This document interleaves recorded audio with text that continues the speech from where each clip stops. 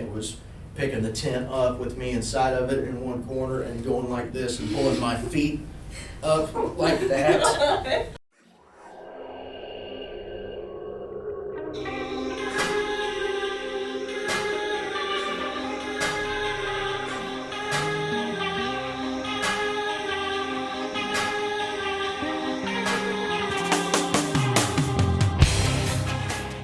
Greetings, creatures! I'm Rachelle. I'm Kalie. And we are Paranoia Percentage. We're just two girls who are a little anxious about our world. We're fascinated by cryptids, machination theories, and everything weird. So if you like what we do here, don't forget to hit that like button. And subscribe to our channel.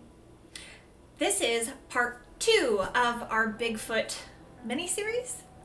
Yeah, mini-series. Our interview with Zach Starrick, the Bigfoot enthusiast, not expert, from the Southern Illinois Monster Hunters organization. So can you tell us about a time that something that made you 100% this is real, I witnessed it, I saw it, it's there? This was one of my first experiences I've had.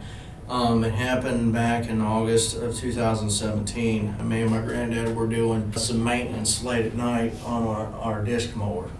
And we was outside, and we had these big floodlights that you see on construction sites. And he says, "I'm tired." And I said, "Well, Paul, go on inside and I'll clean everything up." He said, "Okay." And so he went inside, and I was picking up all the tools, and I was putting everything back in the barn. Well, I picked up those lights last night. Went to go pick them up to carry them in, and I was going to unplug them from the wall whenever I brought them in. Well, me being stupid like I am, didn't realize them floodlights get pretty hot. Yeah, they do. And I reached up and I grabbed it right across the crossbar where it was really hot, and I dropped them, and they landed over on their side, but they were shooting over toward the woods. And I went to go pick them up, and I heard something move, and I looked up, and behind this tree, out like this, but it had his hand up like this, was like blocking the light? Was a brown one. And it was literally within 30 feet of me. And you got a good view of it then, because the light was right on it. Well, yeah, the floodlight was very, very bright. I mean, for lack of a better term, for us country folk, the beam from these lights was so thick that you could go out there and walk on it. That's a term. That's how powerful the light was. You were about 30 feet away from it. How Yes. big do you believe that it was? How tall was it? It was, I'm willing to bet it was a young one. I mean, he was stocky, but he was under 7 feet tall. That's still very tall. It's still very tall. He was probably about maybe 6'6", 6'7", and I mean, compared to some of the others I've seen, that's relatively short. So did it kind of, like could you see its face Had pretty the well? hand. Just the hand there? All I saw was his eyes, the tops of his eyes peeking out, and then the bottom of his jaw, because he had his hand up over like that because the lights was blinding him. Can you describe like what it looked like, the jaw and the eyes and everything? Was it kind of human-like? Square jaw. Square jaw. Square jaw, and it had a brow on it like an ape would. Okay, funny thing. The FBI actually investigated Bigfoot. No.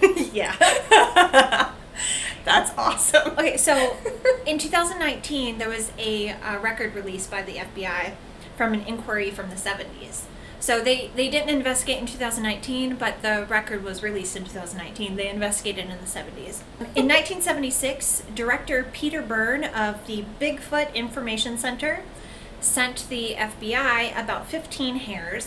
They were about 6 centimeters in length, and they were attached to a piece of skin. He did suggest that maybe it was Bigfoot because he wasn't able to identify it with any other animal, and where he was investigating did have some signs that he recorded that maybe Bigfoot had been in the area, so he sent it to them to try to confirm, or at least to rule out any other animal. The next year, so 1977, the FBI finally analyzed it. They did take a little bit of time, other things take priority. They analyzed it and responded to Mr. Byrne. And the hairs and the skin belonged to a deer. And I will put up the letter on the screen. I actually found the letter that the FBI sent to Mr. Byrne. The hairs, which you recently delivered to the FBI laboratory on behalf of the Bigfoot Information Center and Exhibition, have been examined by transmitted and incident light microscopy. The examination included a study of morphological characteristics such as root structure, medullary structure, and cuticle thickness, in addition to scaled casts. Also, the hairs were compared directly with hairs of known origin under a comparison microscope. It was concluded, as a result of these examinations, that the hairs are deer family origin. The hair sample you submitted is being returned as an enclosure to this letter. So yes, they were able to identify the hairs and the skin as a deer. However, hear me out. Usually the FBI examines physical evidence related to criminal investigations. This doesn't really seem like their forte. No. So, to me, why would they take it seriously unless there was some chance that they considered the possibility of Bigfoot? Or maybe they got other inquiries and other things in? There has to be a reason why the FBI would even consider analyzing some random pieces of hair. There would have to be, yeah. Right? They didn't release that information. They didn't say why they actually did it. Some people suspect that maybe the director, Peter Byrne, knew somebody in maybe headquarters or was friends with them. Or maybe the president at the time requested it because he believed in Bigfoot. Who knows? Who knows? There's some inquiry that he had an in, and so people were doing him a favor. Like, why would you keep it in your records for a year, too? And why would you take until 2019 to release that record? Can you explain to us whether it, in your belief, if it is an actual mammal or if it is something paranormal, as some people think? I believe 100% that it is flesh and blood because I have had 3 encounters in 16 years of looking for these things that have actually resulted in physical altercation. I'm not talking trip to the hospital in an ambulance kind, but it was still enough that it shook me up pretty bad. Right. Where one was whenever I was in a tent and it was picking the tent up with me inside of it in one corner and going like this and pulling my feet up like that. And I was kicking through the tent wall trying to get him to let go. You might as well kick one of these supports here. And then one time that I was out in my side-by-side and it broadsided the side-by-side and it hit the side-by-side with so much force that the side-by-side tipped up on 2 wheels and it dumped me out the driver's side. And this last March, where one came running into wherever I was camping back on March 9th of 2021, and it came running up into the camp and it hit the rain tarp that I was underneath in my hammock, and it hit the hammock through the rain tarp and it ejected me from the hammock. Okay, so you're saying because it can move things and have real force, that it's probably organic. Oh, 100%. And do you think that there's any possibility that it could have some kind of spiritual energy that could push? I don't know because, I have had both encounters with Bigfoot, but I've also had encounters with paranormal. And you don't see and they're these 2 similarities? completely different things. Bigfoot as a whole, I believe, is 100% flesh and blood. They are omnivorous. They live in family units. I do believe that they are polygamous. They're not monogamous. Oh, okay. Because I have found one time I encountered one that I called Scar because I was so close to him I could see he had a scar on his cheek. And he had 2 females with him. For lack of a better term, I think I walked in on him. Just to be honest. Okay. And Well, when you're doing it in the woods, it's not like Yeah, you can expect there's no privacy. well, that's what leads me to believe that they are polygamous instead of monogamous because, and not only that, I go and I base it off of educated observations and guesses from animals in the animal kingdom because people say Bigfoot's a primate. Right. Look at that silverback. Yeah, that makes sense. The silverback has what I call, whenever it relates to Bigfoot, I believe they have a quote-unquote harem of females to breed with. Yeah. Right, they're not one of them that mates They're for life. bingo, Right. exactly. There's a lot of animals that don't mate for life. It's honestly not as common. Humans are one of the few that does. Yes. Right. Yeah. Usually it's like birds and stuff that mate for life. Birds, insects, Yeah, I know some aquatic penguins do. animals, but things like apes and monkeys, they don't. Yeah. Exactly. It's usually like the dominant male has the most females, Bingo. but even the non-dominant males still have multiple females. They do have a means of communication. From what the reports I've read, sounds that I've heard, and people I've talked to and what I've experienced, howls, samurai chatter, wood knocks, rock clacks, sign language. Having movement, that's kind of ingrained in us. Exactly. Not just us, but the animal kingdom. Well, I mean, I can cite the alphabet in sign language, but I can't speak out a full sentence in sign language. So I mean, like, even like if me and my brother were out deer hunting like we usually do, if I see something, I put my hand up like this, and I'll look at him and I'll do that. That means look over there. So, you know, it's just basic body language, I think, that they used to sign with. That's pretty cool. Yeah, that is cool. I mean, having language specifically also shows that they are very advanced. Yes. Sounds to me that they're And incredibly very smart. intelligent, yeah. In 2013, there was a group of experts and genetic scientists that analyzed a proposed video capture of Bigfoot. Researchers from the Sasquatch Genome Project tracked what they called the furry people. Okay. Yes. Not to be confused with furries. No, not furries. Totally different The thing. furry people. Yep. And they did capture videos and pictures. Ooh. They also captured audio. And they believed that they detected a language between these furry people creatures. And they claimed that they collected DNA in North Texas. And they believed that the DNA sample suggested a human hybrid of sorts. Because there was Oh. some human DNA in with this unidentified animal DNA. So Okay. they're suggesting some kind of human animal hybrid that makes up these furry people. Okay. Okay. Yeah. There's a short story. It's one of the Dresden Files collection by Jim Butcher, that is about a boy who is half Bigfoot. His father was Bigfoot and his mother was human. Ew, why would she do that? Apparently, his Bigfoot dad was very, very sweet, and she fell in love with him. That's definitely like a Beauty and the Beast story. Okay, so about a third of all of the Bigfoot sightings are located in the Pacific Northwest, and then the rest of them are spread out through North America and other countries. Most reports are considered to be hoaxes or, you know, some kind of mistake. They thought they saw something that they didn't actually see, and that is, even by researchers who believe in Bigfoot, claim that most of these are hoaxes or mistakes. Your eyes are not perfect. Sometimes they see things incorrectly. Your brain sometimes processes the information that your eyeball is getting incorrectly. Right. It happens. It's common. Okay, so according to the Bigfoot Field Researchers Organization, the BFRO, Brufo. yes, this was their database from 2019, so not that far off. Yeah, that's not long ago at all.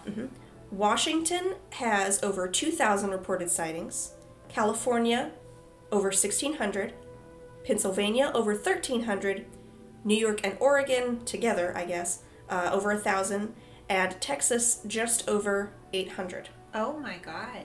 Yeah. That's a lot of sightings. They can't all be fake. They can't. No, they can't. I don't think...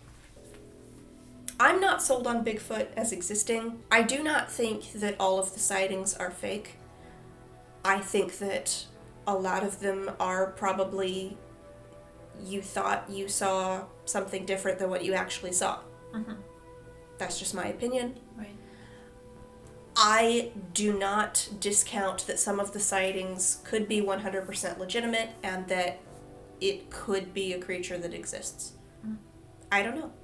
We'll probably never know until, like we talked about in the interview, until one of them is caught, unfortunately. Right. We're going to prove that they exist. That's the sad part, because it's going to come down to, you know, actually having to have a live specimen or reports. Right. That's one thing with me and my team. We're going to have to trap these things. Take it to a DNA lab, have it in a controlled environment where we can actually document, take hair samples, blood samples, stool samples, whatever kind of things we need to get it and put it in there, and then release it back into the wild. So that way, not only that, we can actually go and find a way to really protect these things.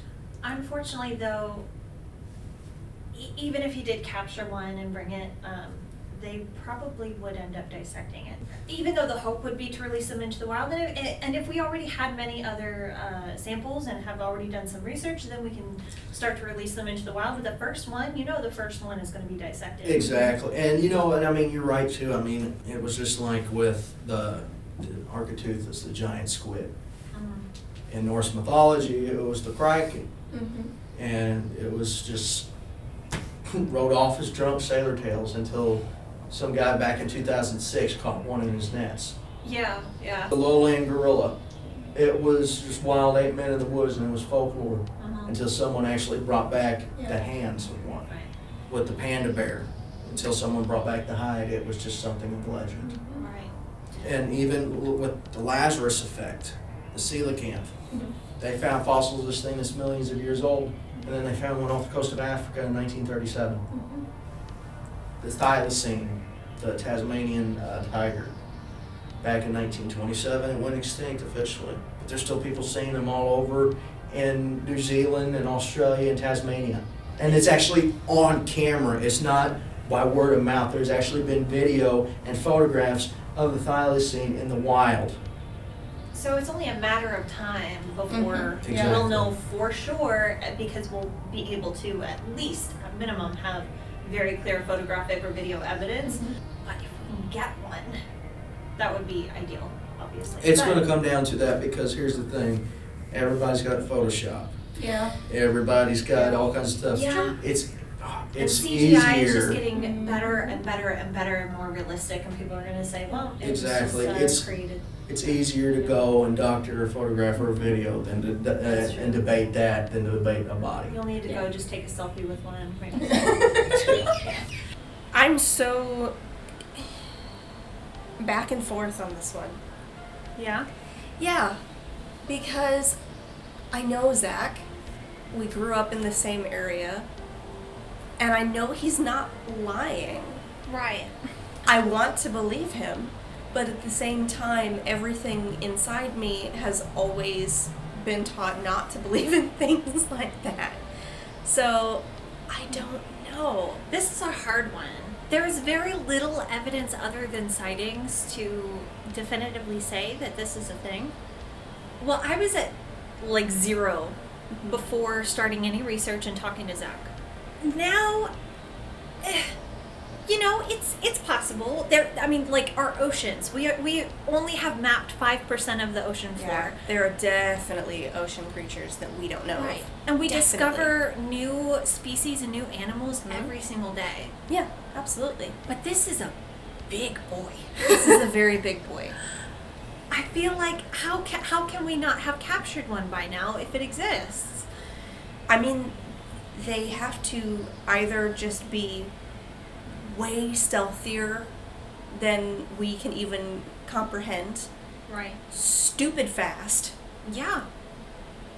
or really incredibly dangerous, and anybody who has encountered one has just not lived to tell about it. Right.